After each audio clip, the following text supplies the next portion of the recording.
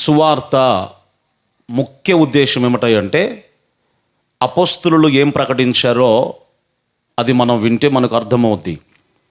యేసు క్రీస్తుని గురించినటువంటి సువార్త అనగా ఆయన ఎందుకు ఈ లోకానికి వచ్చాడు, ఆయన చేసినటువంటి కార్యాలు ఏమిటి, ఆయన మరణము, పునరుత్థానము, క్రీస్తు యొక్క రెండవ రాకడ. ఇది సువార్త అంటే ముఖ్యంగా ప్రజలకు చేరాల్సింది ఏమిటంటే యేసు క్రీస్తు ఎందుకు ఈ లోకానికి ఆయన వచ్చాడు. కాబట్టి సరి అయిన రీతిలో ఒకవేళ దాన్ని మనం రిసీవ్ చేసుకోలేకపోతే యేసుక్రీస్తును మనం తప్పుగా అర్థం చేసుకునేటువంటి అవకాశం ఉంది. ఎందుకంటే ఈ రోజుల్లో చాలామంది క్రైస్తవేతరులు కానీ లేకపోతే చాలామంది అన్యులు కానివ్వండి, క్రీస్తును బైబిల్ చెప్పినటువంటి కోణంలో కాకుండా మరో కోణంలో అర్థం చేసుకొని ఏదో మేము క్రైస్తవులం అయ్యామో అని వారు అనుకున్నారు తప్ప బైబిల్ కోణంలో వారు ప్రభువును అంగీకరించలేదు కనుక ప్రభువును విడిచిపెట్టేటువంటి ప్రమాదం ఉంది. ఆ విషయాన్ని మనమందరము కూడా గ్రహించబద్దులమై ఉన్నాం. ప్రభునందు ఆత్మీయులరా, అంటే ఈ సువార్త చేస్తే ఆ కోణంలో బోధించకపోతే మరి జనులు రారా, లేకపోతే జనులు విస్తారంగా ప్రభు దగ్గరకు సమకూడరు కదా అని చెప్పేసి అనుకోవచ్చు. అందుకొరకు ఇంకో కోణంలో ఈ రోజులో చాలామంది బోధించేవారు లేకపోలేదు. కానీ జాగ్రత్తగా మీరు గమనించినప్పుడు మనుషులను బట్టి సువార్త ఎప్పుడు కూడా మారదు, మారకూడదు. మీకు అర్థమవుతుందా? మనుషులను బట్టి సువార్త ఎప్పుడు కూడా మారదు, మారకూడదు. యేసుక్రీస్తు వారు జనాలను పోగేసుకోవడానికి ఈ లోకానికి రాలేదు. నాకు ఇంతమంది ఫాలోయింగ్ ఉంది, నాకు ఇంతమంది జనులు ఉన్నారు అని తన ఫాలోయింగ్ కనపరచుకోవడానికి యేసయ్య ఈ లోకానికి రాలేదు. కానీ ఈరోజు అనేక మంది మందిరాలు నింపుకోవడానికి లేదా సంఘాలు నింపుకోవడానికి భిన్నమైనటువంటి సువార్త, భిన్నమైనటువంటి వాక్యమును బోధిస్తూ ఉన్నప్పుడు విన్నోళ్ళు తప్పేం లేదు పాపం, కానీ ఆ భిన్నమైనటువంటి సువార్త విని ఇంకో కోణంలో క్రీస్తును అంగీకరించి ఆ తర్వాత వారికి ఏదో జరిగినప్పుడు ప్రభువును విడిచి వెళ్ళేటువంటి ప్రమాదం ఉంది. గనుకనే సువార్త ఎప్పుడు కూడా మారదు అనే విషయాన్ని మనం అందరం కూడా గ్రహించాలి. ఈ రాత్రి ప్రకటించబడుతున్నటువంటి ఈ కోణంలో ఒకవేళ యేసయ్యను నీవు అంగీకరిస్తే నీ ప్రాణం పోయినా కూడా క్రీస్తును నీవు విడిచిపెట్టలేవు అని దైవచనుడిగా ఈ సందర్భాన్ని బట్టి మీకు జ్ఞాపకం చేస్తూ ఉన్నాను. అర్థమైన వారు ఒకసారి ఆమేన్ చెప్తారా? ప్రభు అయినటువంటి యేసు క్రీస్తు వారిని ఏ కోణంలో మనం నమ్మాలో, బైబిల్లో ఏ కోణంలో మనం నమ్మాలి అని బైబిల్లో రాయబడిందో, అపోస్తలులు ఏ రీతిగా క్రీస్తును ఆయనను గురించి ఈ లోకానికి ప్రకటించారో ఆ విషయాలన్నీ కూడా ఈ రాత్రి మనము ధ్యానం చేసుకోబోతూ ఉన్నాం. ఆ దినాల్లో చాలామంది ప్రభువును వెంబడించారు. ఎందుకంటే ఎన్ని అద్భుతాలు చేశాడో యేసయ్య. నీటిని ద్రాక్షరసముగా మార్చాడో, మొట్టమొదటి అద్భుతం ఈ భూమి మీద యేసయ్య చేసినటువంటి ఆ కార్యం, సూచక క్రియ. ఇక ఆ తర్వాత గుడ్డి వారికి కనులు ఇవ్వడము, మూగవారికి మాటలు ఇవ్వడము, చెవిటి వారికి వినబడేటట్లుగా చేయడము, ఇట్లాంటి అద్భుతకరమైన కార్యాలు. యేసయ్య తన యొద్దకు వచ్చిన వారిని ఆయన బాగు చేశాడు, అద్భుతాలు చేశాడు. ఆయన శిష్యులు కూడా యేసయ్య సన్నిధిలో వారి దగ్గరకు వచ్చిన వారికి అద్భుతాలు చేశారు, చూపులేని వారికి చూపించారు, అనేకమైన కార్యాలు చేశారు, అద్భుతాలు చేశారు. కానీ అద్భుతాల గురించి ఎక్కడ కూడా బోధించలేదు. మళ్ళీ చెప్తూ ఉన్నాను, యేసయ్య కానీ శిష్యులు కానీ స్వస్థత కార్యాలు చేశారు, అద్భుతాలు చేశారు, కానీ అద్భుతాల గురించి ఎక్కడ కూడా వారు బోధించలేదు. మరి ఈరోజు అనేక మంది సువార్థికులు కానీ సేవకులు కానీ ఎందుకొరకు అలా బోధిస్తున్నారు అంటే మందిరాలు నింపుకోవడానికి, అంతే తప్ప ఆ తర్వాత జరిగేటువంటి నష్టం ఏంటి, పరిణామం ఏంటి అని గ్రహించలేకపోతూ ఉన్నారు. కనుక ఈ రాత్రి వాక్యం వింటున్న ప్రియ దేవుని యొక్క ప్రజలారా, ఆ కోణంలో ఒకవేళ యేసయ్యను నమ్మావేమో జాగ్రత్త. యేసయ్యను నమ్మాల్సినటువంటి ఇంకొక కోణం ఉంది. దాని గురించి రాత్రి నేను మీతో మాట్లాడాలని ఆశపడుతూ ఉన్నాను. వీటి కొరకు చాలామంది ప్రభు దగ్గరకు వచ్చారు. ఒకసారి 5 రొట్టెలు 2 చిన్న చేపలు ఆయన ప్రార్థన చేయగా 5,000 మంది పురుషులు, అంటే సుమారుగా 15,000 మంది తినగా ఇంకా 12 గంపలకు ఎత్తారట. ఇలాంటి అద్భుతాలు అనేకమైనవి ప్రభు చేస్తే ఈ ప్రభువును చాలామంది వెంబడించారు. కానీ ఎప్పుడైతే అందరూ వెంబడిస్తున్నారో ఆ వెంబడించిన వారికి కఠినమైన బోధ చేశాడట యేసయ్య. ఎవడైనా నా శిష్యుడై ఉండగోరిన ఎడల తన్ను తాను ఉపేక్షించుకొని తన సిలువనెత్తుకుని నన్ను వెంబడించాలి. వాడికి కులమని లేదో, మతమని లేదో, లేకపోతే బంధువులని లేదో. ఒకవేళ నా నిమిత్తము మీరు హింసించబడతారో, నిందించబడతారో, అనేక మంది ద్వారా ద్వేషించబడతారో, అవసరమైతే అవమానపరచబడతావు, అవసరమైతే ఒంటరివి చేయబడతావు, అన్నిటికీ తెగించి నన్ను వెంబడించాలి అంటే అందరూ పోయి 12 మంది మిగిలేరట. ఎంతమంది? దేనికోసం వచ్చారు అందరూ? ఏమండి, ఆయన ఏం చేస్తాడా కార్యాలు? మాకు రోగం బాగు కావాలి, మాకు నయం కావాలి, మాకు అద్భుతం జరగాలి అని ప్రభువుని వెంబడించారు. యేసయ్య ఒక్కసారి గట్టిగా మాట్లాడి కానీ అందరూ వెళ్ళిపోయారట. ఎంతమంది మిగిలారు? 12 మంది మిగిలారండి. ఈ 12 మందితో కూడా యేసయ్య ఏమన్నాడు తెలుసా? గడ్డం పట్టుకుని ప్లీజ్ ప్లీజ్ మీరు ఉండరా అని అనలా. ఏమన్నాడు? మీరు కూడా వెళ్ళిపోతారా అన్నాడు. ఏమన్నాడు? మీరు కూడా వెళ్ళిపోతారా అంటే వాళ్ళు ఏమన్నారు? మేమెక్కడికి వెళ్తాం ప్రభువా, నీవు నిత్య జీవము కలిగిన వాడవు, నిత్య జీవాన్ని ఇచ్చే మాటలు నీ దగ్గర ఉన్నాయి కాబట్టి వాళ్ళందరూ వెళ్ళిపోయినా మేము మాత్రము నిన్ను విడిచిపెట్టి వెళ్ళిపోము అన్నారు. ఆమెన్ చెప్పండి గట్టిగా. ఎవరు యేసయ్యను విడిచిపెట్టి వెళ్ళలేరు అంటే ఏ కోణంలో యేసయ్యను నమ్మాలో ఆ కోణంలో యేసయ్యను నమ్మితే చావైన బ్రతుకైన ప్రభువును నీవు విడిచిపెట్టలేవు. కొన్ని 100 మంది యేసయ్యను వెంబడించారు, అందరూ వదిలేసి వెళ్ళిపోయారు. కారణం, వాళ్ళు దేనికోసమో వచ్చారు, లాభాల కోసం. ఏదో ఇస్తాడని, ఏదో బాగు చేస్తాడని. మళ్ళీ చెప్తున్నా, కార్యాలు జరిగించడా? తప్పకుండా నా దేవుడు కార్యాలు జరిగిస్తాడు. అంటే అవసరమైనటువంటి చోట అవసరం అనుకున్నప్పుడు దేవుడు తన కార్యాన్ని జరిగిస్తాడు. కానీ ఎందుకు నీవు ప్రభువుని వెంబడించాలో ఈ రాత్రి నువ్వు తెలుసుకోవాలి అని దైవచనుడిగా ఈ సందర్భాన్ని బట్టి మీకు జ్ఞాపకం చేస్తూ ఉన్నాను. కాబట్టి ఆ 12 మందితో కూడా ప్రభు మాట్లాడుతున్నాడు కదా, మీరు కూడా నన్ను విడిచిపెట్టి వెళ్ళిపోతారా అంటే వాళ్ళు ఏమన్నారు? నిత్య జీవము కలిగిన వాడవు నీవు, నిత్య జీవాన్ని ఇచ్చేటువంటి మాటలు నీ దగ్గర ఉన్నాయి, ఇంకా నిన్ను వదిలేసి మేము ఎక్కడికి వెళ్ళిపోతామో అని చెప్పి ఆ 12 మంది శిష్యులు యేసుక్రీస్తు వారిని వెంబడించినట్లుగా పరిశుద్ధ లేఖన భాగములో మనం చూస్తూ ఉన్నాం. ప్రభునందు ఆత్మీయులరా, ఈ రాత్రి ఒక రిఫరెన్స్ మీకు జ్ఞాపకం చేస్తాను. బైబిల్లో మన మూలాంశం కాదు కానీ రోమా పత్రికలో 3వ అధ్యాయములో 3-4 వచనాల్లో వ్రాయబడినటువంటి ఒక వాక్య భాగాన్ని మనం చదువుకుందాం. రోమా పత్రిక 3వ అధ్యాయము 3-4 వచనాల్లో వ్రాయబడినటువంటి ఆ వాక్యాన్ని మనం చదువుకుంటే, కొందరు అవిశ్వాసులైతే ఏంటి? వారు అవిశ్వాసులైనంత మాత్రాన దేవుడు దేవుడు కాకుండా పోతాడా? నమ్మదగిన వాడు కాకుండా పోతాడా? ఆమెన్ చెప్పండి గట్టిగా. జాగ్రత్తగా గమనించండి. నువ్వు దేనికోసమో వచ్చావు ప్రభు దగ్గరకు. ఏ కోణంలో ప్రభువును నమ్మాలో నువ్వు ఆ కోణంలో ప్రభువును నమ్మలేదు.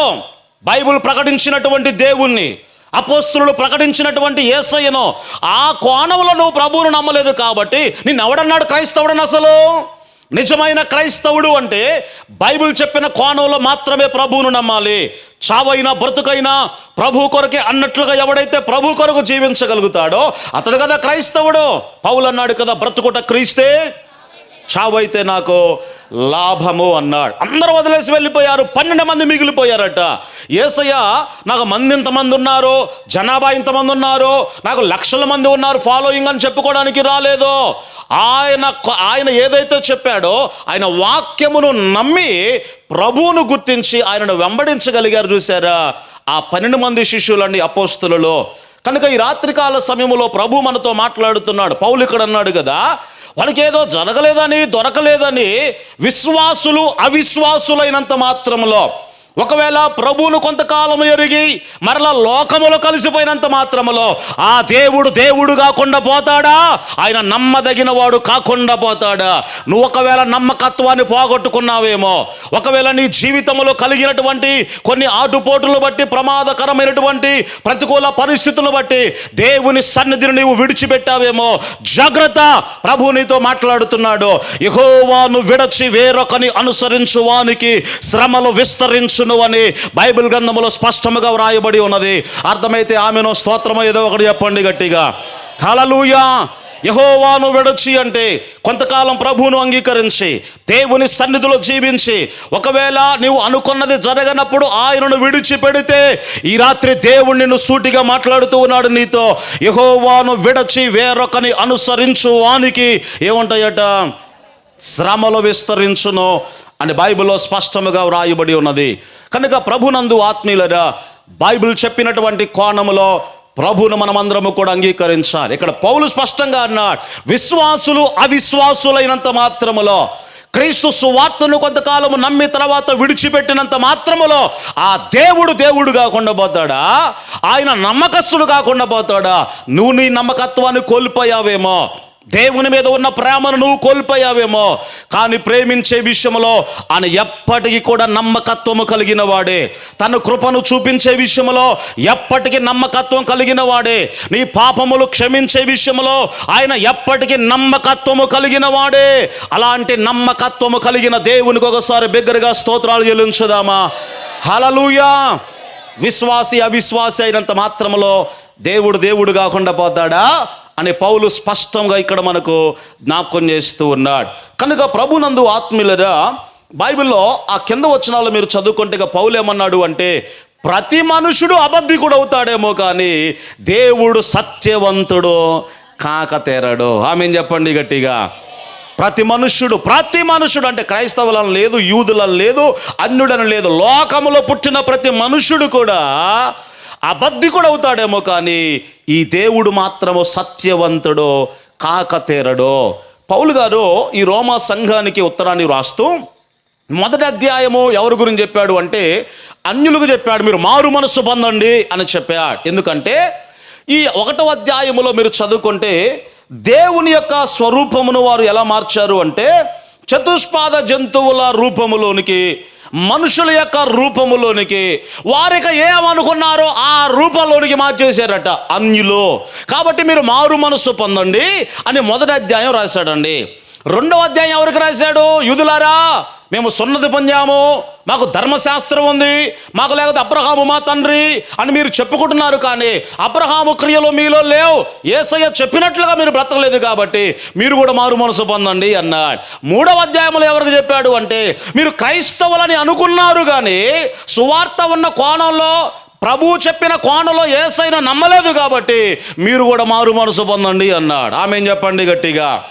అన్యులకు ఎందుకొరకు మారు మనసు పొందమన్నాడు అంటే దేవుడైనటువంటి ఆయనను ఎలా చేశారు అంటే మీరు చదవండి ఒకసారి 1వ అధ్యాయంలో రాయబడిన మాట, మరియు వారు దేవునిని ఎరిగియు, తెలియక కాదు దేవునిని ఎరిగియు ఆయనను దేవునిగా మహిమపరచలేదు, కృతజ్ఞతాస్తుతులు కూడా చెల్లించలేదు. పైగా తమ వాదముల యందు ఏమైపోయారట? తమ వాదముల యందు వారు వ్యర్థులైపోయారు. ఇంకా ఏమన్నాడు? వారి అవివేక హృదయము అంధకారమయమాయను, తాము జ్ఞానులమని చెప్పుకొనొచ్చు బుద్ధిహీనులైరి. ఎందుకొరకంటే వారు అక్షయుడైన దేవుని మహిమను, అక్షయుడంటే ఏంటి? ఎప్పటికీ నాశనము కానివాడు. దేవుడు అంటే నాశనము లేనివాడు, ఆరంభము లేదు, ముగింపు లేదు, ఎవరు సమీపించలేని తేజస్సులో ఆయన మాత్రమే నివసించేటువంటి దేవుడు. అమరత్వము కలిగిన వాడు అంటే మరణము లేనటువంటి దేవుడు ఆయన. ఏ దేవుడు? అప్పుడు ఒకసారి నేను ఒక పుస్తకం చదువుతూ ఉంటే ఈ అమృతం ఏదో ఉంటుందట, అమృతం. ఈ అమృతం అంట ఇది తాగితే మరణం ఉండదు అని చెప్పేసి, సరే మొత్తానికి ఎవరో రాశారు ఆ స్టోరీలో, అది ఒకసారి నేను చదివాను. అది అమృతం తాగితే మరణం ఉండదు అని చెప్పేసి ఈ రాక్షసులు ఏం చేశారంటే అమృతం దగ్గరికి వెళ్ళారట, దాన్ని దొంగిలించారట. అమృతం ఏది? మేము శాశ్వత కాలం బతకాలి అని రాక్షసులు దొంగిలిస్తే ఇంకొంతమంది దేవతలు ఏం చేస్తారు అంటే మాకు కావాలని, మేము తాగాలని వాళ్ళు కూడా వాళ్ళు ఏం చేశారట? నేను అనుకున్నా కదా, అంటే మరణ భయం దేవతలు కూడా ఉందా? ఏమండి, అంటే అది తాగి మేము శాశ్వత కాలము బ్రతకాలి అనుకున్నారంటే మరణ భయము మనుషులకే కాదు ఇప్పుడు, అంటే వాళ్ళు కూడా ఉన్నట్లే కదా. కానీ దేవుడు అనగా ఎవరో తెలుసా? అమరత్వము కలిగిన వాడు, అంటే మరణము లేనివాడు. ఆమేన్ చెప్పండి గట్టిగా. కనుక ప్రభునందు ఆత్మీయులారా, అక్షయుడైనటువంటి దేవుని యొక్క స్వరూపమును, ఆయన మహిమను ఏం చేశారు అంటే ఎట్లా మార్చేశారట? మనుషుల యొక్కయో, పక్షుల యొక్కయో, 4 కాళ్ళు కలిగిన జంతువుల యొక్కయో, పురుగుల యొక్కయో ప్రతిమా స్వరూపముగా. బైబిల్లో ఇశ్రాయేలు ప్రజలండి, దేవుడు వారి కళ్ళ ఎదుట ఎర్ర సముద్రాన్ని పాయలు చేశాడు. ఆ తర్వాత పగలు మేఘస్తంభముగా, రాత్రి అగ్నిస్తంభముగా ఉన్నాడు.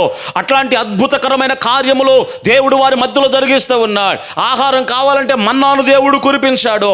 ఎడారిలో నీళ్లు కావాలంటే బండను చీల్చగా నీళ్లు ఉబికి వచ్చాను.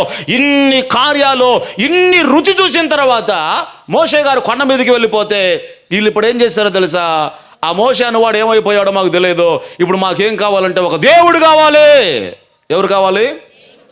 ఇశ్రాయేలు ప్రజలారా, ఎంత మూర్ఖత్వంలో ఉన్నారా మీరు? ఇంతకాలం దేవుడు మిమ్మల్ని నడిపించాడు, ఎర్ర సముద్రాన్ని పాయలు చేశాడు, తర్వాత బండ నుండి నీటిని రప్పించాడు.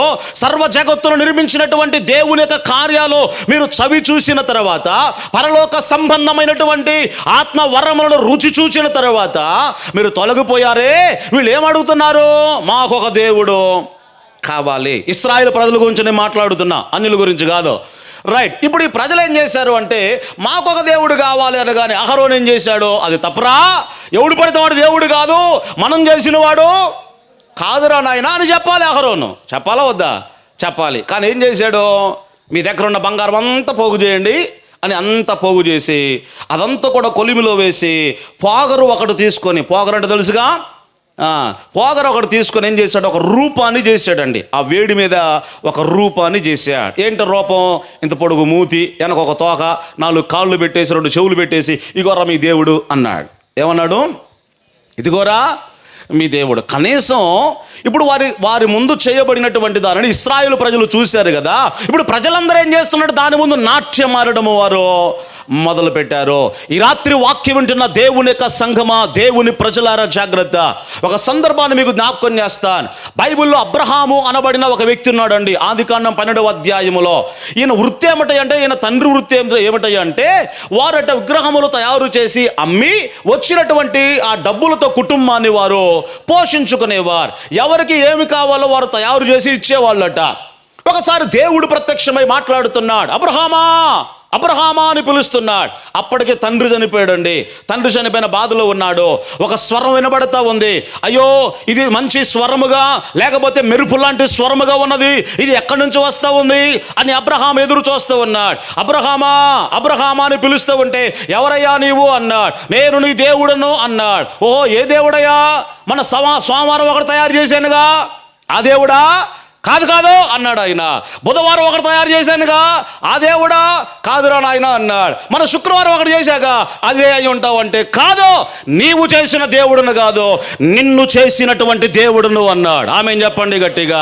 నువ్వు చేసుకుని ఎలా అవుతాయా? అబ్రహాముతో దేవుడు మాట్లాడుతున్నా. నీవు చేసిన వాడును కాదు, నిన్ను నిర్మించినటువంటి దేవుడును. ఏది పడితే అది దేవుడు కాదు ఇశ్రాయేలు ప్రజలారా అని చెప్పాల్సిన అహరోను ఏం చేశాడు? ఒక దూడను తయారు చేసి వారికి ఇచ్చేసాడండి. ఉదాహరణకు మీకు అర్థం కావడానికి, మీ నాన్న ఎవరంటే టక్కన చెప్పేస్తారు, అవునా కదా? చెప్తారా చెప్పరా? మీ అమ్మ ఎవరంటే టక్కన పేరు చెప్తాం. మీ గ్రామ సర్పంచ్ ఎవరంటే టక్కన పేరు చెప్తారు. మీ ముఖ్యమంత్రి ఎవరంటే చెప్తారా చెప్పరా? టక్కన పేరు చెప్పేస్తాము.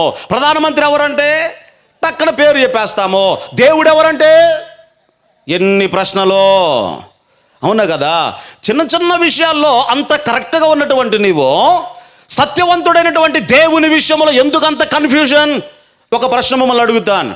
అపోస్తలుడైన పౌలు ఏథెన్స్ అనబడిన ఒక పట్టణానికి వెళ్ళాడండి. ఏథెన్స్ అనబడిన పట్టణం. ఆ పట్టణం అంతా కూడా చుట్టూ వచ్చాడండి. పట్టణం అంతా చుట్టూ వచ్చాడు. చుట్టూ వస్తే పట్టణం అంతట్లో కూడా ఎంతమంది జనాభా ఉన్నారు అంటే 8,000 మంది జనాభా ఉన్నారట. ఎంతమంది? గట్టిగా చెప్పండి. 8,000 మంది జనాభా ఉన్నారు. 8,000 మంది జనాభాలో మొత్తం చుట్టూ వచ్చాడట. మొత్తం చూసి వస్తే గుడులు ఎన్ని కనిపించాయి అంటే, చర్చిలతో సహా అనుకుందాం, మొత్తం 32,000 కనపడ్డాయట. ఎంత? 8,000 మంది జనాభాకి అంటే ఒక మనిషికి ఎంతమంది? 4 8,000 మంది జనాభా ఉంటే 32,000 గుడులు కనబడితే ఇక మీరు ఆలోచన చేయండి. అదే సిచ్యువేషన్ ఇప్పుడు ఎక్కడుంది అంటే, ప్రస్తుతం మన దగ్గర కూడా జరుగుతూ ఉంది కదా. ఉదాహరణకు ప్రపంచం అంతటా కూడా దేవుడు ఉన్నాడా అని అందరూ కూడా సెర్చ్ చేస్తూ ఉంటే, రీసెర్చ్ దాన్ని ఏమంటారు నాన్న? పరిశోధన. తెలుగులో అంతేలే, తెలుగులో దేవుడు ఉన్నాడా అని పరిశోధన చేస్తూ ఉంటే, ఇప్పుడు మన భారతదేశంలో పరిశోధన ఏమంటాయంటే దేవుడు ఎవరు? అర్థమైందా? ప్రపంచమంతటా ఏంటి పరిశోధన? దేవుడు ఉన్నాడా. ఎందుకంటే మీకు అర్థం కావడానికి, మీరు ఇప్పుడు సూపర్ మార్కెట్కి వెళ్ళారా? వెళ్ళలేదా? ఏదో ఒకటి చెప్పండి. సూపర్ మార్కెట్ అంటే కూరగాయల మార్కెట్ కాదు, డీమార్ట్ ఇట్లాంటివి ఉంటాయి కదా. మీకు ఒకవేళ ఇప్పుడు సంతూర్ సబ్బు కావాలంటే మీరు అక్కడ చూశారనుకోండి, సంతూర్ సబ్బే ఉంటుందిలే కానీ 4 రకాలు ఉంటాయండి. తెల్ల సంతూర్ సబ్బు ఒకటి, పసుపు రంగు సంతూర్ సబ్బు ఒకటి, ఇక ఎన్ని రంగులు ఉంటాయి అందులో శాండిల్ అని. మీకు ఏం తెలిసే గారంటే నేను పోతా కదా సరుకులు తేడానికి, అర్థమవుతుంది నాకు. సంతూర్ సబ్బే కానేంటి కదా. ఈరోజు దేవుని విషయంలో కూడా సూపర్ మార్కెట్ అయిపోయిందండి. జాగ్రత్త. ఒకసారి ఇప్పుడు మీకు అర్థం కాదు, అప్పుడప్పుడు సువార్తలు చెప్తూ ఉంటాను. ఒక పిల్లోడట ఎట్లాగే బయట రోడ్డు మీద ఆడుకుంటున్నాడట. రోడ్డు మీద ఆడుకుంటూ ఉంటే మమ్మీ ఎక్కడో కిచెన్లో ఉంది, వాళ్ళ డాడీ డ్యూటీకి వెళ్ళిపోయాడు. ఈ లోపల పొద్దున్నే పాలోడు వస్తాడు కదా, పాల ప్యాకెట్లు తీసుకొని. పాలోడు వచ్చాడట. అరే మీ అమ్మ ఉందా అని అడిగాడు. ఈ వెంటనే కూర్చొని ఏమన్నాడు, మమ్మీ పాల డాడీ వచ్చాడే అన్నాడట. ఏమన్నాడు? పాల డాడీ వచ్చాడే అనగానే కిచెన్లో ఉన్న అమ్మ పరిగెత్తుకుంటూ వచ్చి, ఎవరారే ఎవడని అంటే, నేనేం కావాలరా మీ నానంటే ఈ బగిలిపోతారా, ఎవడు పడితే అనేది డాడీ అంటావా నోర్మై అని చెప్పేసి ఆడు పాల డాడీ అంటే అంకుల్ అనాలి, లేకపోతే తాతయ్య ఏదో ఒకటి పిలవాలరా, డాడీ అనకూడదా అని చెప్పేసి అంటే సర్లే అని చెప్పేసి ఆడు వెళ్ళిపోయాడు. ఈ లోపల ఈ బట్టలు ఉతికే ఉంటారు చూసారా, వాళ్ళు ఏమంటారండి చాకలి కదా, బట్టలు ఉతికే వాళ్ళు వచ్చారట. మళ్ళీ ఏమన్నాడంటే, మమ్మీ చాకలి డాడీ వచ్చాడే అన్నాడట. మళ్ళీ పరిగెత్తుకుంటూ వచ్చింది. రేయ్ ఆ మాట పదం ఎవరికి వాడకూడదురా అని చెప్పేసి గద్దించిందట. ఆడెళ్ళిపోయాడు. ఈ లోపల కూరగాయలని వచ్చాడట. మమ్మీ కూరగాయల డాడీ వచ్చాడే అనగానే వాడు వీపి పగలు కొట్టి ఇంట్లో కూర్చోబెట్టిందట. రే ఆ పదము డాడీని తప్ప ఇంకెవరిని కూడా పిలవకూడదు అంటే ఏంటి? ఎవడు పడితే వాడు డాడీ కాదు, ఏది పడితే అది దేవుడు కాదు. అర్థమైన వరామేం చెప్పండి గట్టిగా. ఇశ్రాయేలు ప్రజలు వారి కళ్ళ ముందు ఏర్పాటు చేసుకొని డాన్సులు వేసి, అప్పుడు బాక్సులు లేవులే, డీజేలు, దేవునికి స్తోత్రం ఉంటే పెట్టుకునే వాళ్ళమే ఒకవేళ, కానీ ఇక వాళ్ళ ఇష్టానుసారంగా దాని ముందు ఎగురుతున్నారు ఇశ్రాయేలు ప్రజలు. నేను అన్యుల గురించి మాట్లాడల్లా. ఇశ్రాయేలు ప్రజలు దాని ముందు నువ్వు హడావుడి చేసినంత మాత్రంలో నువ్వు పెట్టుకున్నది దేవుడు ఎలా అవుద్దయ్యా ఇశ్రాయేలు ప్రజలారా? ఏమండి నువ్వు ఏదో చేసుకొని దాని ముందు నువ్వు హడావుడి చేసినంత మాత్రంలో, గంతులు వేసినంత మాత్రములో, నువ్వు నిర్మించుకున్నంత మాత్రములో అది ఎలా అవుద్ది? కాబట్టి రాత్రి దేవుడు నీతో మాట్లాడుతున్నాడు. నీవు నిర్మించుకున్నది కాదు, నిన్ను నిర్మించిన వాడు, నిన్ను మాత్రమే కాదు సర్వ జగత్తును నిర్మించి పరిపాలించేవాడు ఆయన మాత్రమే దేవుడు. ఆ దేవునికి ఒకసారి స్తోత్రాలు చెల్లించుదామా? హల్లెలూయా. ఆయన మాత్రమే దేవుడు. కాబట్టి పౌలు ఆ ప్రాంతానికి వెళ్ళి అదంతా చూశాడు. హృదయం చెల్లించిపోయిందండి. హృదయం చెల్లించిపోయి అంతా చూస్తూ ఉంటే దిమ్మె కూడా కనిపించిందట. విగ్రహం లేదు అక్కడ, ఒక దిమ్మె ఒక్కటే ఉందండి. ఆ దిమ్మె మీద ఏముంది అంటే తెలియబడని దేవుడు అని రాసుకున్నారు. ఏం చెప్పండి, గట్టిగా చెప్పాలి. తెలియబడని దేవుడు. ఎవరో తెలియదు కానీ ఆరాధన చేస్తా. ఎవరో ఉంటారు, దేవుడు ఎవరో ఉంటారులే. ఎందుకంటే ఇప్పుడు చాలామంది ఉంటారు కదా, అక్కడ కూడా వస్తాలే. సరే ఇప్పుడు మొత్తానికి అన్నిట్లో మేము చూసుకుంటాం కాబట్టి తెలియబడిన దేవుడు ఎవరో ఒక ఆయన ఉంటారు. ఆయనకే ఈ కొబ్బరికాయ, ఆయనకే ఈ పువ్వు, ఎవరైనా ఎవరో తెలియదు. దేవుడు అంటే ఉంటాడు కాబట్టి ఆయనకి ఇస్తున్నాము అని అట్లా జరుగుతున్నాయట కార్యక్రమాలు. అది చూశాడు, బోర్డు చూశాడు పౌలు గారు. అబ్బా నాకు అదును దొరికింది సువార్త చెప్పడానికి అనుకున్నాడు. అయ్యా మీరు చాలా భక్తి పరులు, మంచిగానే బాగానే ఉందిలే, కానీ ఈ తెలియబడిన దేవుడు అన్నారు చూసారా, ఆ తెలియబడిన దేవుడు ఎలా ఉంటాడో చెప్తాను వినండి అన్నాడట. ఏమన్నాడు? ఆ తెలియబడిన దేవుడు ఎలా ఉంటాడో చెప్తాను వినండి అన్నాడు. ఆ చెప్పండి అని కూర్చున్నారు అందరూ కూడా. సరే ఇక్కడ కాదులే కానీ రేపు పంచాయతీ పెడతావురా అని పంచాయతీ పెట్టారట. పంచాయతీ పెట్టి ఈయనేదో తెలియబడిన దేవుని పరిచయం చేస్తాడట అని కొంతమంది వచ్చారు. కొంతమంది రోమీలు ఉంటారు చూసారా, వాళ్ళు అక్కడ వచ్చి కూర్చున్నారు. గ్రీకులు వచ్చి కూర్చున్నారు. యూదులు వచ్చి అక్కడ కూర్చున్నారు. దేవుడు లేడని వాదించే వాళ్ళు కూడా అక్కడ కూర్చున్నారు. ఏదైనా తేడా వచ్చిందా, ఎటు నుంచి రాయబడిద్దో తెలియదు, ఎటు నుంచి ఎవడొస్తాడో తెలియదు. అందరిని దృష్టిలో ఉంచుకొని ఇప్పుడు పౌలు గారు మాట్లాడాలి. సరే 5 గుంపుల వారు వచ్చారండి. మొత్తానికి 4 గుంపుల వాళ్ళు వచ్చారు, అక్కడికి కూర్చున్నారు.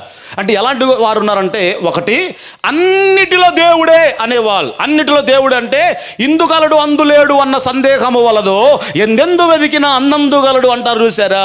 అంటే ఎక్కడున్నాడు దేవుడు? ఈ చెట్టులో ఉన్నాడు, ఈ మట్టిలో ఉన్నాడు, ఆ సౌండ్ బాక్స్లో ఉన్నాడు, ఆ రాయిలో ఉన్నాడు. అన్నిటిలో కూడా ఆయన దేవుడే. అన్నిటిలో దేవుడు అనేవారు వీరు కొంతమంది అక్కడ కూర్చున్నారండి. యెహోవాయే దేవుడు అనే ధర్మశాస్త్రాన్ని పాటించే యూదా మతం వారు కూడా అక్కడ కూర్చున్నారు. మరికొంతమంది జ్ఞానం, అసలు వీడేం చెబుతాడో విందాము అని అక్కడ కొంతమంది కూర్చున్నారు. సరే, ఆ 3 గుంపుల వారిని 4 గుంపుల వారిని దృష్టిలో పెట్టుకొని పౌలు గారు మాట్లాడటం ఆరంభించాడు. ఇక ఆయన ప్రసంగం మొదలైందండి.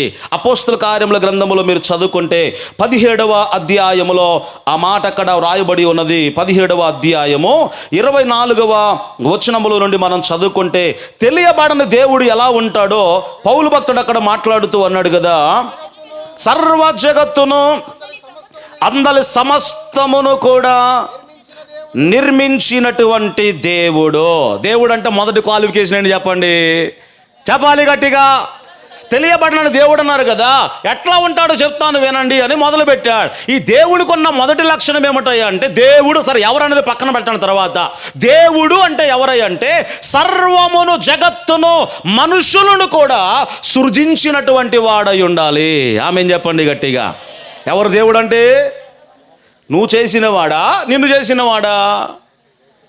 నోట మాట రావట్లా అది. కాబట్టి ఇప్పుడు దేవుడు అంటే మొదటి క్వాలిఫికేషన్ ఏమిటి అంటే సర్వ జగత్తును సృజించినటువంటి సృష్టికర్త అయి ఉండాలి అన్నాడు. అది మొదటిది. ఇక రెండవది ఏమన్నాడు? ఆకాశమునకును భూమికిని ప్రభువు అయి ఉన్నాడు. అంటే సర్వమును కూడా పరిపాలించేది కూడా ఆయనే, సృష్టించేది ఒకడు, పరిపాలించేది ఇంకొకడు కాదు. సృష్టించింది ఆయనే, పరిపాలించేది కూడా ఆయనే. ప్రభువు అయి ఉన్నందున హస్తకృతమైనటువంటి ఆలయములలో ఆయన నివాసమును. దేవుడు అంటే నాయన ఒక గుడిలో కాదు నివాసం చేసేది, ఆయన సర్వమును కూడా వ్యాపించి ఉన్నవాడు. మరి గుళ్ళు ఎందుకు కట్టుకున్నాం క్రైస్తవులముగా? ఎందుకయ్యా అంటే దేవుని వాక్యమును వినడానికి ప్రత్యేకించబడినటువంటి స్థలము దేవుని మందిరం. సంఘము కూడుకోవడానికి ప్రత్యేకించబడినటువంటి స్థలము దేవుని యొక్క మందిరం. సంఘముగా కూడి ప్రార్థించడానికి, దైవికమైన కార్యక్రమాలు జరగడానికి ప్రత్యేకించబడిన స్థలము దేవుని మందిరము. మరి దేవుడు ఎవరై అంటే మనుషులు కట్టినటువంటి గుడిలో నివాసమును ఆయన చేసేవాడు కాదు. అని ఎందుకొరకు? దేవుడు అన్నాడు, ఆకాశము నా సింహాసనము, భూమి నా పాదపీఠము, మీరు నాకు ఎలాంటి మందిరాన్ని కట్టగలరు? మన ఫీలింగ్ ఏంటి? ఒక దగ్గర అలాగే చూసి, అప్పుడప్పుడు చర్చి దగ్గర కొంతమంది వస్తూ ఉన్నారు, చర్చి చూడగానే 2 చెప్పులు ఇడిచేసి ఆ చెంప ఈ చెంప కొట్టుకొని సిగరెట్ తాగినా కూడా అది పక్కన పెట్టేసి, అంటే మన ఫీలింగ్ ఏంటి? ఇక్కడ ఎక్కువ ఉంటాడు, బయట తక్కువ ఉంటాడు, అంతేనా? కాబట్టి అక్కడ భయం ఉంటుంది, బయట ఏదైనా చేస్తాం, అవునా? కాబట్టి జాగ్రత్త గమనించండి. నువ్వు ప్రతిష్ఠించిన వాడు దేవుడు కాదు, నిన్ను ప్రతిష్ఠించుకున్నవాడు, ప్రత్యేకించుకున్నవాడు దేవుడు. ఆమేన్ చెప్పండి గట్టిగా. నువ్వు అభిషేకించడం ఏంటయ్యా దేవుణ్ణి? నువ్వు ప్రతిష్ఠించడం ఏంటి? దేవుడు కదా మనల్ని అభిషేకించాల్సింది, దేవుడు కదా మనల్ని ప్రతిష్ఠించాల్సింది. కాబట్టి మనము ప్రతిష్ఠించుకున్నది కాదు, మనలను ప్రతిష్ఠించుకున్నవాడు దేవుడు. అబ్రహామును దేవుడు పిలిచి ప్రతిష్ఠించుకున్నాడు. కాబట్టి దేవుడు అనగా మనుషుల చేత ఆయన, కింద వచనంలో రాయబడింది, హస్తకృత ఆలయములలో ఆయన నివాసమును చేయడు. ఇంకా ఏమన్నాడు? ఆయనందరికీ ప్రాణమును జీవమును. ఎవరైనా జీవము కలిగినటువంటి దేవుడు ఎవరు చెప్పండి? ఆయనలో జీవముంది, జీవము కలిగినటువంటి దేవుడు. ఇంకా ఏమన్నాడు? ఊపిరిని సమస్తమును కూడా ఆయన దయచేయువాడు గనుక ఆయనకేదో తక్కువైనట్టుగా మనుషుల చేతుల్లో సేవింపబడేవాడు కాదు ఆయన. ఆమేన్ చెప్పండి గట్టిగా. అంటే ఇది దేవుడికి ఏదో తక్కువైనట్టుగా మళ్ళీ పొద్దున్నే ప్రార్థన, రాత్రి నిద్రపుచ్చే ప్రార్థన, మళ్ళీ అప్పుడప్పుడు ఉయ్యాల పెట్టి ఊపేది, ఇదే అక్కర్లా. దేవునికి స్తోత్రం కలుగును గాక. ఆయనకి ఏదో తక్కువైనట్టుగా మనుషుల చేతుల్లో సేవింపబడే దేవుడు కాదు. ఆయనకు తక్కువై ఆరాధించమని చెప్పలా. నీవు ఆయనలాగా మారాలి అంటే ఆయన దేవుడు గనుక, సర్వమును నిర్మించిన వాడు కాబట్టి, నీ జీవితంలో మేలు జరిగినా జరగకపోయినా ఆయన దేవుడై ఉన్నాడు కాబట్టి ఆయనను మనము మహిమపరచాలి. అర్థమైన వారు ఆమేన్ చెప్పండి గట్టిగా. నీకు మేలు జరిగితేనే దేవుడా, జరగకపోతే దేవుడు కదా. పౌలు ఇక్కడ ఏమన్నాడు తెలుసా? నువ్వేదో వదిలేసావని విశ్వాసి అవిశ్వాసి అయినంత మాత్రంలో దేవుడు కాకుండా పోతాడా? ఆయన నమ్మకస్తుడు కాకుండా పోతాడా? కాబట్టి దేవుడు అనగా సర్వ జగత్తును పరిపాలించేటువంటి దేవుడై ఉన్నాడు. ఆ విషయాలన్నీ కూడా పౌలు భక్తుడు ఇక్కడ మనకు జ్ఞాపకం చేస్తూ ఉన్నాడు. కనుక ప్రభునందు ఆత్మీయులారా, ఈ రోమాపత్రిక 1వ అధ్యాయములో అంటే దేవుని స్వభావమును ఏ రీతిగా వారు మార్చారో ఆ స్థితిలో నుండి మీరు మారు మనస్సు పొందండి అని జ్ఞాపకం చేస్తూ ఉన్నాడు. మరి యేసుక్రీస్తును ఏ కోణంలో మనం నమ్మాలయ్యా అంటే అసలు ఆయన పుట్టిన ఉద్దేశం ఏంటో ఆయన పేరులోనే ఉందండి. ఆయన పుట్టినటువంటి ఉద్దేశం ఏంటో ఆయన పేరులోనే ఉంది. ఏంటది? యేసు అనగా తన ప్రజలను వారి పాపముల నుండి ఆయనే రక్షించును. అందరూ చెప్పండి ఒకసారి, యేసు అనగా. కానపరం అందరికి చెప్పండి ఒకసారి. మాకు తెలిస్తేనే అన్నట్టు కూర్చున్నారు కొంతమంది. యేసయ్యను ఏ కోణంలో నమ్మావు నువ్వు? యేసు అంటే అర్థం ఏంటి? అంటే యేసు అని పిలిచినప్పుడల్లా ఏం చెప్తున్నావు? నా పాపముల నుండి విడిపించువాడా అని పిలుస్తున్నావు. రోగం నుండా పాపం నుండా? చెప్పాలి గట్టిగా. ఇప్పుడు యేసయ్యను ఎట్లా పరిచయం చేస్తున్నా అంటే, ఇందాక నేను ఇట్లా ఖానాపూర్ వచ్చి ఖమ్మం వెళ్తూ ఉంటే ఆ టర్నింగ్లో స్తంభానికి ఒక పోస్టర్ వేశారు. అక్కడ స్తంభానికి చిన్నదే ఎంత ఉంది, దాని ఒకటి పాంప్లెట్ లాగా. నేను అనుకున్నా కదా ఏమన్నా ఆయుర్వేద డాక్టర్ గారు ఏమో అనుకున్నా. ఆయన కాదు, పాస్టర్. ఆయన అక్కడ ఏం వేశాడంటే, ఎవరు హాస్పిటల్లో పడుకున్నావా ఒక బొమ్మ ఒకవైపున, తర్వాత లేచి నిలబడిన చేతిలో మైక్ ఉంది. ఆమెదో మరి ఇంకోళ్ళదో ఏమో నాకు తెలియదులే. కానీ నేనేమనుకున్నట్టే ఆయుర్వేద డాక్టర్ ఏమో అనుకున్నా. ఏది హాస్పిటల్కి ఏమైనా వైద్యాలు చేస్తారు కదా. ఆయన పేరేంది నాన్న? ఏమనుందా? మోసేనా? నీ పేరేనా? దేవునికి స్తోత్రం కలుగును గాక. మోసే అంటే ఎవరో మళ్ళీ ఎత్తుకుంట బామాకండి రేపు, ఎందుకని మళ్ళీ వచ్చింది సాగు. అంటే ఉదాహరణకు చెప్తున్నా, నేను ఆయుర్వేద డాక్టర్ ఏమనుకున్నా. ఏంటి ఒకవైపున అంటే ఇప్పుడు ఆయన ఏందో తెలుసా? ఇగో ఏమి ఇంతకుముందు రోగం వచ్చి ఇట్లా పడిపోయింది, ఇప్పుడు నా దగ్గరగా వచ్చిందా, దాన్ని బట్టి ఆమె లేచి ఏం చెప్పిందట. ఇట్లాంటి పనికి మళ్ళీ బాగా నమ్ముతాం మనం. ఈ మధ్య మన గుంటూరు జిల్లా ఎక్కడో విజయవాడలో ఉందండి స్వస్థతశాల ఏదో ఉంది. అసలు నిండిపోద్ది అక్కడ. ఎందుకు నిండిపోద్ది?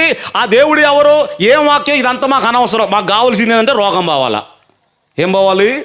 మాకు కావాల్సింది కార్యం జరగాలి. ఇదే తప్ప అసలు ఎప్పుడు ఈ మధ్య వచ్చాడు ఆయన, అసలు సైకిల్ కూడా లేదప్పుడు ఆయన అది పెట్టినప్పుడు స్వస్థతశాల అని పెట్టాడు అంతే. ఇప్పుడు BMW కార్లు తిరుగుతున్నాడు ఆయన. ఎందుకనకంటే నిండిపోయింది, అసలు మొత్తం నిండిపోయింది. జాగ్రత్త. యేసయ్య చూసేది సంఘం ఎంత నింపుకుంటున్నావో, ఏం జరుగుతుంది ఇది కాదు. అనేకులు ప్రభువును వెంబడించారు, కానీ చివరికి ఆయన కఠినమైన బోధ విని ఎంతమంది మిగిలారయ్య అంటే 12 మందే మిగిలారు. వాళ్ళను కూడా అడుగుతున్నాడు, మీరు కూడా వెళ్ళిపోతారా అంటే వాళ్ళు ఏం చెప్పారు? మేము ఎక్కడికి వెళ్తాం ప్రభువా, నీవు నిత్య జీవము కలిగిన వాడవు, కాబట్టి నిన్ను విడిచిపెట్టి మేము వెళ్ళము అన్నారు. ఆమెన్ చెప్పండి గట్టిగా. ఎవడు పోతే మనకేది? దేవునికి స్తోత్రం కలుగును గాక. నువ్వు రాకపోతే పరలోకంలో ఏమైనా కాంతి తగ్గుద్దా? ఏమండి, నువ్వు రాకపోతే పరలోకంలో ఏమైనా మహిమ తగ్గుద్దా?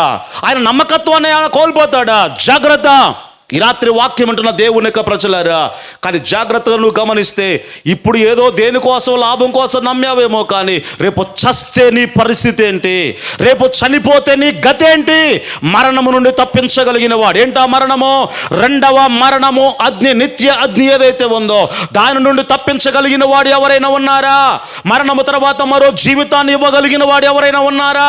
మరణము తర్వాత జీవితం ఎట్లా ఉంటుంది అని చెప్పగలిగిన వాడు ఎవడైనా ఉన్నాడా అంటే అది యేసు తప్ప ఎవడు కూడా లేడు.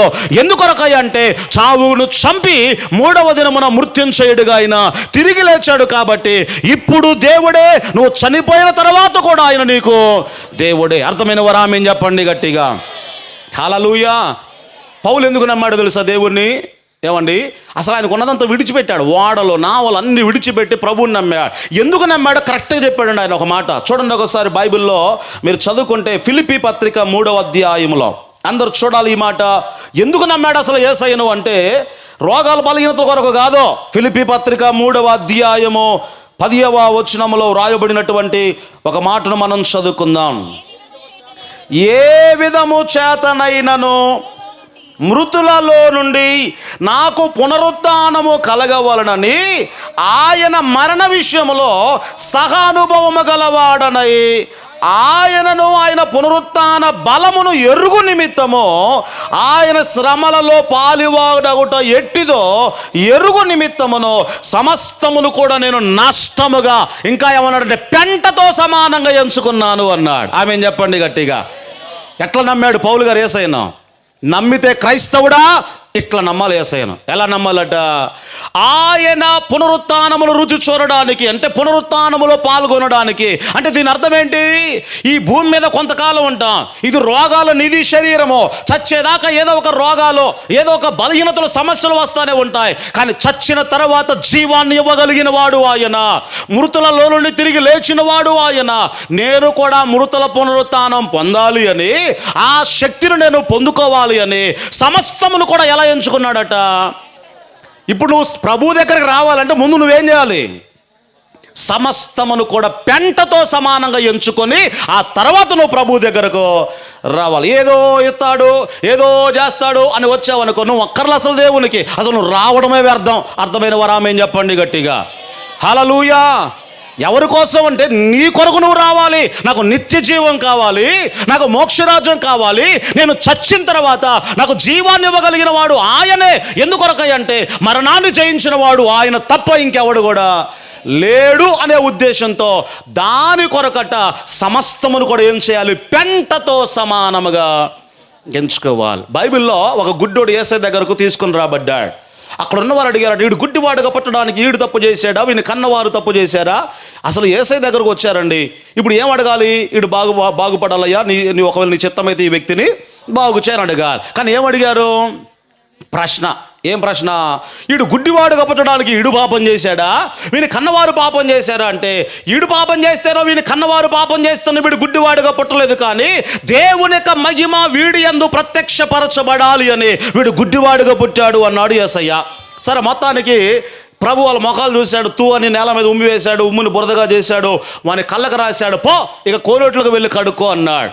ఆడు వెళ్ళి కోనోట్లోకి వెళ్ళి కడుక్కొని వచ్చే లోపల యేసయ్య అక్కడి నుంచి వెళ్ళిపోయాడండి. అక్కడి నుంచి వెళ్ళిపోయాడు. ఈ లోపల ఎందుకంటే కొత్త, ఇప్పుడు అదే ఈరోజు బోధకులు అనుకోండి, మొత్తం డీజే బాక్సులు పెట్టి ఆయన వచ్చిందాక నిలబడి ఆయన మూతి మీద ఒక మైకు, ఈయన మూతి కాడ ఒక మైకు, నీ ఫీలింగ్ ఏంటి, ఎట్టొచ్చాయి కళ్ళు, అబ్బో అసలు మొత్తం వాల్ పోస్టులు పడిపోవు. అసలు దేవునికి స్తోత్రం చెప్పండి గట్టిగా. అదే చెప్పా మీకు, యేసయ్య అద్భుతాలు చేస్తాడు, కానీ అద్భుతాన్ని ఆయన హైలైట్ చేయలేదు. అద్భుతాలు, స్వస్థతల గురించి ఎక్కడా బోధించలేదు. అపోస్తలులు కూడా వచ్చిన వారిని స్వస్థపరిచారు తప్ప స్వస్థతల గురించి బోధ ఎక్కడ కూడా చెయ్యలేదు. కొంతమంది సంఘాలు, మన సంఘంలో ఉన్నారులే చాలామంది, అయ్యగారికి అసలు స్వస్థతలు అంటే అస్సలు నచ్చదో. నాకు నచ్చడం కాదురా నాయన, అసలు అపోస్తలులు చెప్పాలా ఎక్కడా బోధ? అపోస్తలులు ఎక్కడని చెప్పారు? మీరు బైబిల్ అంతా తిరగండి ఒకసారి. నాకు తెలిస్తే నేను 7 సంవత్సరాలు బైబిల్ ట్రైనింగ్ చేసా, ఎక్కడైతే లేదు. మరి నాకు తెలిసి అయితే మీకు ఎక్కడైనా రెఫరెన్స్లు దొరికితే నాకు చూపించండి ఒకసారి. స్వస్థతల గురించి, రోగాల గురించి ఎక్కడైనా అపోస్తలులు కానీ యేసయ్య కానీ ఎక్కడైనా బోధించినట్టుగా బైబిల్ రాయబడిందా? అలా కాకుండా ఒకవేళ నీవు యేసయ్యను నమ్మావంటే ఇంకొక కోణంలో నమ్మావేమో, జాగ్రత్త. అసాధారణమైనటువంటి విశ్వాసాన్ని అసాధారణమైన వాటి కొరకే వాడాలి, సాధారణమైనటువంటి తుచ్చమైన వాటి కొరకు కాదు. అర్థమైన వరామేం చెప్పండి గట్టిగా? నీ విశ్వాసము అసాధారణమైంది కాబట్టి ఆ విశ్వాసాన్ని దేనికోసం వాడాలి?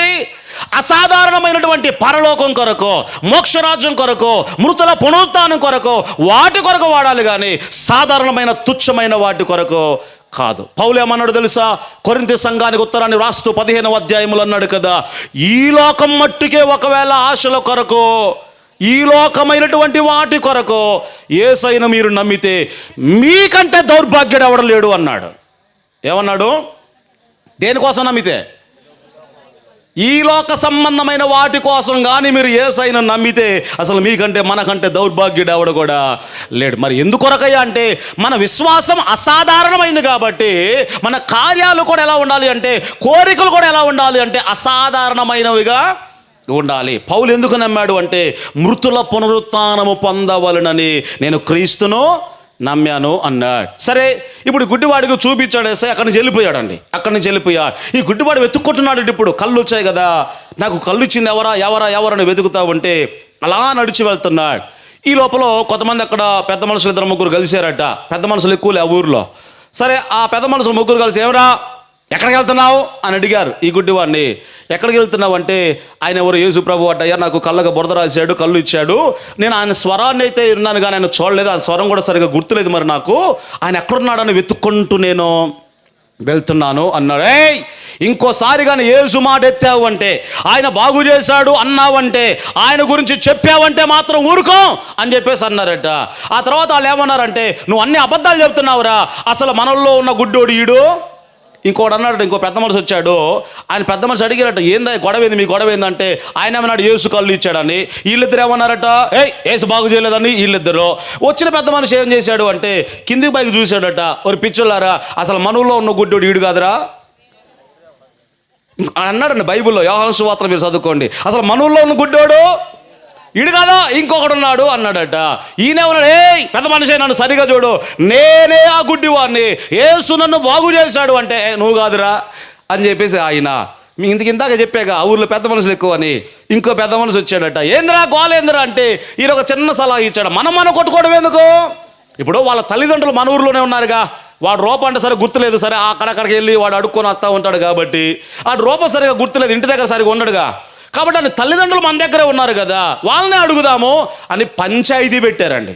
దేనికోసం, అవసరమా, ఏమండి అవసరం అంటారా, సరే పంచాయతీ పెట్టారు. పంచాయతీ పెట్టి ఎవరిని పిలిపించారు అంటే, ఆ గుడ్డివాని, కళ్ళు వచ్చిన గుడ్డివాని తల్లిదండ్రులు పిలిపించారు.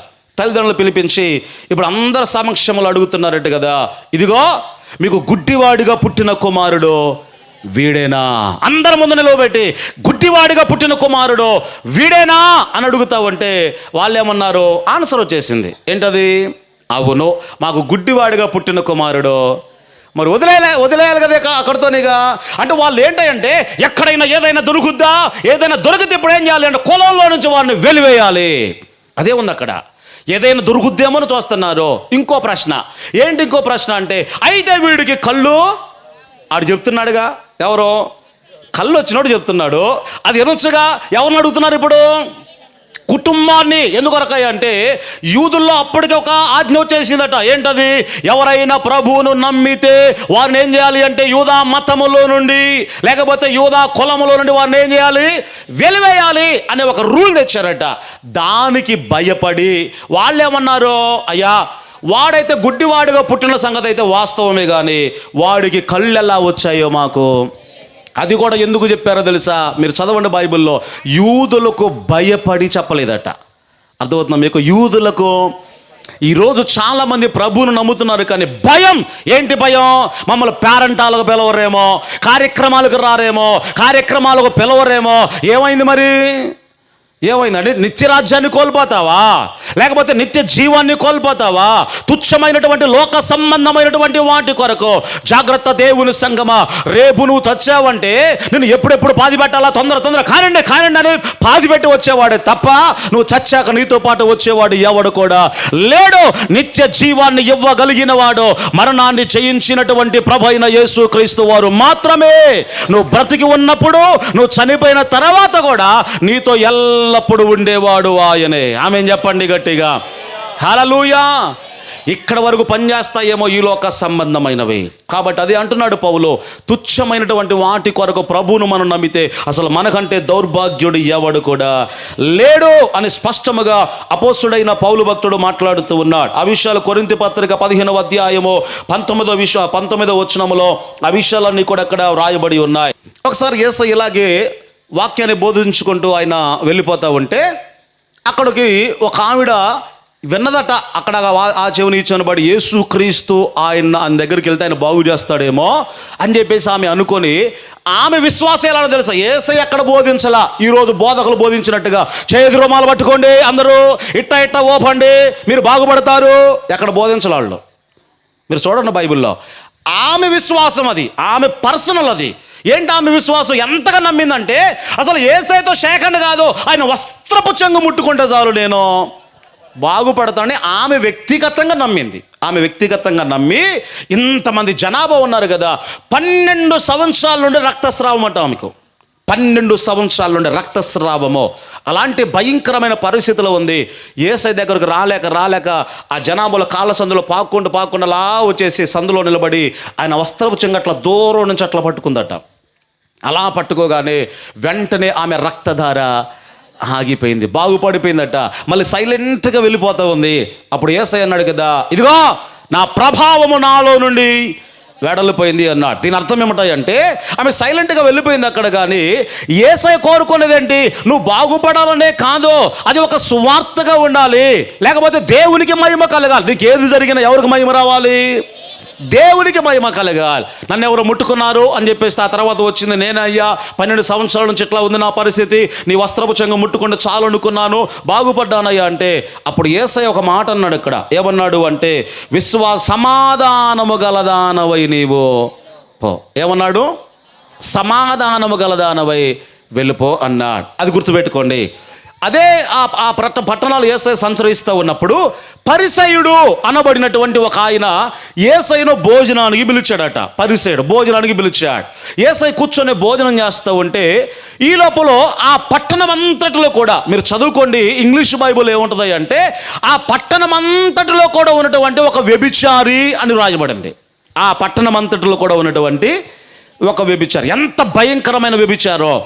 ఆమె ఇప్పుడు ఎక్కడికి వచ్చింది అంటే యేసయ్య దగ్గరకు వచ్చి ఆ ఇంట్లో ఉన్నాడని తెలుసుకొని ఆమె పూసుకొని అత్తరంటూ చూసారా, కాస్ట్లీ అత్తరంటూ చూసారా, ఆ అత్తరును ఎక్కడ పగలగొట్టిందంటే యేసయ్య పాదముల మీద పగలగొట్టేసి ఆ తల వెంట్రుకలు ఏం చేస్తూ ఉందంటే ఆయన కాళ్ళు తుడుస్తూ ఉందట, కన్నీళ్లు కారుస్తూ ఉంది, ఆమె అంతగా ఏడుస్తూ ఉందట. జాగ్రత్త గమనించండి ప్రభునందు ఆత్మీయులరా. ఎప్పుడైతే ఆమె అంతగా పశ్చాత్తాపపడి ఏడ్చి అలా చేస్తూ ఉందో యేసయ్య ఏమన్నాడు? అమ్మా, నీ పాపములు క్షమించబడి ఉన్నవి, సమాధానము గలదానవై వెళ్ళు. ఇప్పుడు వీళ్ళిద్దరిని మీ ముందు పెట్టాను కదా. రక్తస్రావం కలిగిన స్త్రీ, జాగ్రత్త గమనించండి. ఏమన్నాడు యేసయ్య? నీ విశ్వాసం నిన్ను స్వస్థపరిచింది కదా, సమాధానము గలదానవై పో అన్నాడు. ఈమెతో ఏమన్నాడు అంటే యేసుక్రీస్తు నా పాపములు క్షమిస్తాడు, ఈయన ఒక్కడే పరిశుద్ధుడుగా నాకు కనబడుతున్నాడు, ఇందులో నుండి నాకు విడుదల ఇవ్వగలిగిన వాడు ఆయనే అని గ్రహించి యేసయ్య దగ్గరకు వచ్చింది. ఆమెను చూసి యేసయ్య ఏమన్నాడు అంటే అమ్మా, నీ పాపములు క్షమించబడ్డాయి. ఆమెతో ఏమన్నాడు? నీ విశ్వాసాన్ని బట్టి నీ రోగం పోయింది. ఈమెతో ఏమన్నాడు? నీ పాపములు క్షమించబడ్డాయి, సమాధానము గలదానవై ఇక్కడి నుంచి పో. ఇద్దరు చదివే మాట చెప్పాడు. ఇప్పుడు మిమ్మల్ని ఒక ప్రశ్న అడుగుతాను. వీళ్ళిద్దరు చనిపోతే ఇద్దరిలో పరలోకం ఎవరు వెళ్తారు? నా ప్రసంగం మీకు అర్థమైందో అర్థం కాలేదో. ఇప్పుడు వీళ్ళిద్దరు చనిపోతే వీళ్ళిద్దరిలో పరలోకం ఎవరు వెళ్తారు? అదేంటి మరి? ఆమెతో కూడా చెప్పాడు యేసయ్య. ఏం చెప్పాడు? నీ విశ్వాసం నిన్ను స్వస్థపరిచిందమ్మా అని చెప్పాడు, అంతే. కానీ ఈమెతో ఏం చెప్పాడు అంటే ఈ స్వస్థతలు ఏవైతే ఉన్నాయో నువ్వు బతుకున్నంత కాలం పనిచేస్తాయేమో తప్ప వీటి కొరకు కాదు నువ్వు ప్రభువుని అంగీకరించాల్సింది. అందుకొరకు శిలువ మీద కూడా ఇద్దరు దొంగలు ఉన్నారండి. ఒకడేమడిగాడు? అయ్యా, నువ్వు దేవుని కుమారుడు అయితే నిన్ను నువ్వు రక్షించుకొని మమ్మల్ని కూడా రక్షించరాదా, ఈ తిప్పలంతా ఎందుకయ్యా అని చెప్పేసి ఒకడన్నాడండి. అంటే భూ సంబంధమైన వాటి కోసం అడిగారు, భూ సంబంధమైన విడుదల శిలువ మీద నుంచి దిగాలి అని. కానీ ఇంకో దొంగ ఏమన్నాడు? అయ్యా, మేము చనిపోతే నరకానికి వెళ్ళిపోతాము, కానీ నువ్వు నిత్య జీవాన్ని ఇవ్వగలిగిన వాడవు. ఎందుకంటే పిలాతు ముందు సాక్ష్యం చెప్పేటప్పుడు కూడా నేను విన్నాను, నీ రాజ్యం వేరు నా రాజ్యం వేరు అన్నావు కదా, నీవు నీ రాజ్యముతో కూడా వచ్చినప్పుడు నన్ను ఒకసారి జ్ఞాపకం చేసుకో. ఒక దొంగ ఏమడిగాడు? భూ సంబంధమైన విడుదల కోసం అడిగాడు. ఇంకో దొంగ ఏమడిగాడు? పరలోక రాజ్యం కొరకు అడిగాడు. వాడికి యేసయ్య ఏం సమాధానం చెప్పాల, మౌనమైపోయాడు. కానీ వెంటనే ఇది రక్షణ విషయం కాబట్టి వెంటనే యేసయ్య సమాధానం ఇచ్చాడు. ఏమన్నాడు? నేడు నీవు నాతో కూడా పరదైసులో ఉండవు. ఒకవేళ నీ స్వస్థత విషయంలో, నీ అనారోగ్య విషయంలో, నీ సమస్య విషయంలో, భూ సంబంధమైన విడుదల విషయంలో యేసయ్య చేస్తాడు. కానీ కొన్ని సందర్భాలు ఆయన ఆలస్యము చేస్తాడేమో, కానీ రక్షణ విషయంలో మాత్రము ఆయన ఆలస్యము చేయడు. అర్థమైన వారు ఆమేన్ చెప్పండి గట్టిగా. హల్లెలూయా. ఏ కోణంలో నమ్మావు యేసయ్యను? ఏ కోణంలో నమ్మావో జాగ్రత్త. యేసు అనగా తన ప్రజలను వారి పాపముల నుండి ఆయనే విడిపించును అనే మాట లేఖన భాగములో మనం చూస్తూ ఉన్నాం. కాబట్టి ప్రభునందు ఆత్మీయులరా, ఈ గుడ్డివాడు స్వస్థపరచబడ్డాడు. వాళ్ళు భయపడిపోయారు. ఆ తర్వాత అలా మౌనమైపోయారు. మళ్ళీ వాడిని అడిగారట, అరే నీకు కళ్ళు. ఇప్పుడు ఒకటే మాట 10 సార్లు అడిగితే కోపం వస్తారు కదా. నీ కళ్ళు ఎలా వచ్చాయంటే అప్పుడు చెప్పాడట, ఏమయ్యా పదే పదే ఎందుకు అడుగుతున్నావు నన్ను? మీరు కూడా వెళ్ళి ఆయన శిష్యులు కావాలనుకుంటున్నారా? ఆయన ఎక్కడున్నాడో తెలుసుకొని ఆయన అనుసరిద్దాం అనుకుంటున్నారా అని అన్నాడట. కోపం వచ్చాడు. మరి పదే పదే అడిగితే ఏమనాలిగా? వాళ్ళు ఏమన్నా తెలుసు, ఏమరా మా మతం ఏంది, మా కులం ఏంది, మేమున్నటువంటి స్థానం ఏంటి, పోయి పోయి పోయి ఆ నిమ్న జాతి కులం తక్కువ దేవుడు నమ్ముకోమంటావా? ఎవడు చెప్పాడురా నీకు కులం తక్కువ దేవుడని? ఈ రోజులో చాలా మంది ఆలోచన అదే కదా. దేవుడు కులానికి ఒక దేవుడు ఉంటాడా? రాష్ట్రానికి ఒక దేవుడు ఉంటాడా? దేవుడైతే అందరికీ దేవుడే. ఆయన దేవుడు కాకపోతే ఎవడికి దేవుడు కాదో. అర్థమైన వారు ఆమెన్ చెప్పండి గట్టిగా. నీకు ఒక దేవుడు, నాకు ఒక దేవుడు, కానాపురానికి, కమలాపురానికి, కులానికి ఇట్లాంటివేవి కూడా లేవు. దేవుడైతే అందరికీ దేవుడే. దేవుడు కాకపోతే ఎవరికి ఆయన దేవుడు కాదు. కాబట్టి వాళ్ళు అన్నారండి, ఏమన్నారు అంటే, పోయి పోయి ఆయన నమ్ముకోమంటావా? అబ్రహాము మా తండ్రి, మాకు ధర్మశాస్త్రం ఉంది, మేము పరిశుద్ధులము అనుకుంటున్నారు వారు.